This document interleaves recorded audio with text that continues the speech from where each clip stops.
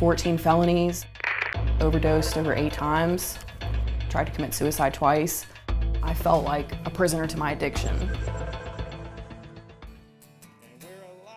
Tonight begins a new chapter for Chelsea Jones, where the 27-year-old from Suffolk steps back into the real world, graduating from 13 years of drug use. When I was 14, it started with prescription pills and then quickly went to heroin. I think that I had some depression. I didn't really fit in school. My mom growing up was an addict. Run-ins with the law, broken relationships, and failed attempts to get clean followed, despite her becoming a mother 4 years ago. It wasn't until her last stay in jail, Jones says her aunt suggested trying something faith-based. It was kind of peaceful when I first got here.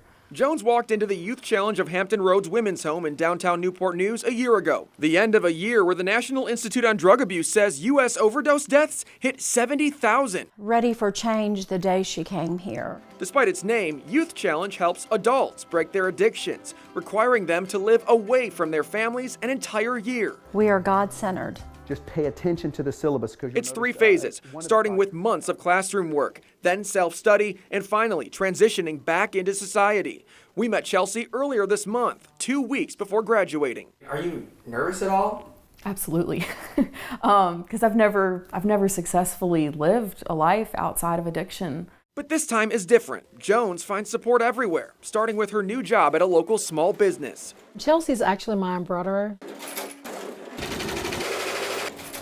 She met her boss, Sharon Owens, by chance when Owens happened to drop by the women's home on a whim. I would always see young ladies sitting on a porch. And asked if anybody needed a job. I have quite a record.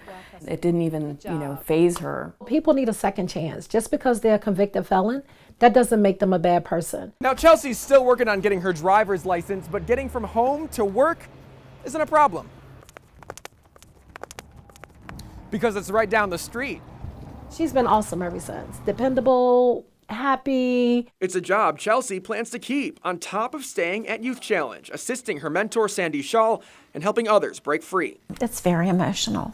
It's just very exciting to see what God has done in her life. It's that newfound faith that keeps her on track, she says. That and the little boy whose pictures cover her room. I have a 4-year-old son that is, the light of my life, and I know now that I'm going to be a good mother. My mom's clean now. My dad and me, we just have a relationship that we've never had before.